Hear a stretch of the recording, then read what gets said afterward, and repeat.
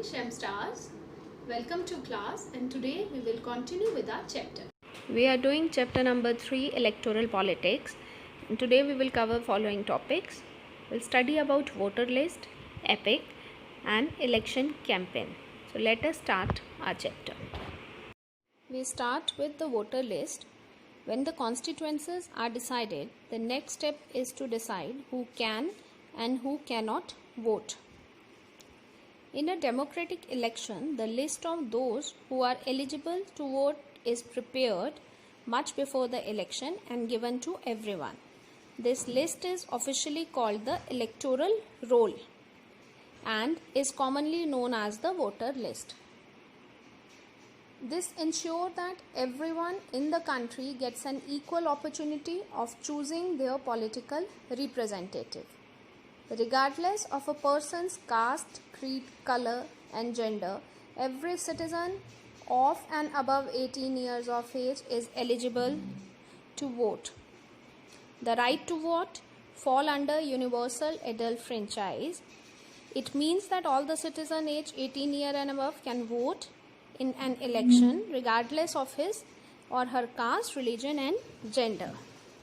Then comes the maintaining of voter list. It is the responsibility of the government to get the names of all the eligible voters put on the voter list.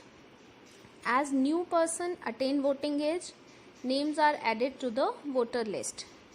Names of those who move out of a place or those who are dead are deleted. A complete revision of the list takes place every 5 years. This is done to ensure that it remains up to date. Next we have the election photo identity card, EPIC, EPIC. In the last few years, a new system of election photo identity card has been introduced. The voters are required to carry this card when they go out to vote so that no one can vote in their place. The card has not been made compulsory for voting, and voters can show many other proofs or identity like the ration card, driving license, or Aadhaar card. But it's good to carry your own identity card. Now we talk about the nomination of candidates, how the candidate can be nominated for that. The system of our country provides almost no restriction on anyone to contest election. This only makes any election a democratic election. Anyone who can be a voter can also become a candidate in elections. The only difference to be a voter is that the minimum age is 18 years, while to be a candidate in election, the minimum age is 25 years. There are also some other restrictions on criminals, but though these applies in very extreme cases. Political parties nominate their candidate who get the party support and symbol. Party's nomination is often called party ticket. The candidate has to fill a nomination form and give some money as security deposit. Moreover, every candidate has to make a legal declaration giving full detail of educational qualification of the candidates, detail of the assessed and liabilities of the candidate and his or her family, serious criminal cases pending against the candidates. The information provided has to be made public in order to provide opportunity to the voters to make their decisions on the basis of information provided by the candidate. Now we talk about election campaign. Election campaign means the promotion of the policies, offers and promises that the candidate make to voters to fulfill if they are elected. In this way, voters can decide the candidate to vote for. They vote for the candidate whose policies they like. In our country, election campaigning takes place for a 2-week period between the announcement of the final list of candidates and the date of polling. During this period, the candidates contact their electorates. Now here I want to clear the meaning of electorate. It refers to the entire body of people who are qualified to vote in the election for the legislature or local bodies. So during this period, the candidate contact their electorates, political leaders, address election meetings, and political parties mobilize their supporters.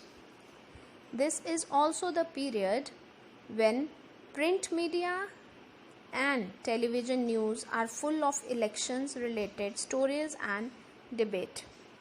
During the campaign, candidates reach out to the voters. Political leaders hold election meetings and rallies for informing the voters about their policies. The main purpose of election is to give people chance to choose the representative, the government and the policies they prefer. They prepare their election manifesto. In election campaign, political parties try to focus public attention on some big issue. Now, what is the meaning of election manifesto? It is a document published by each political party before election containing the policies and programs of the party. To regulate election campaign, there are some election laws. According to these laws, no party or candidate bribe or threaten voters, appeal to them in the name of caste or religion, use government resources for election campaign, and spend more than 25 lakhs in a constituency for a Lok Sabha election or rupees 20 lakhs in a constituency in an assembly elections. If any party or candidate is found practicing any of the above, their election can be rejected by the court even after they have won the election. In addition to the laws, all the political parties in our country have agreed to a model code of conduct for election campaign. According to this, no party or candidate can use any place of worship for election propaganda, use government vehicle, aircraft and officials for elections.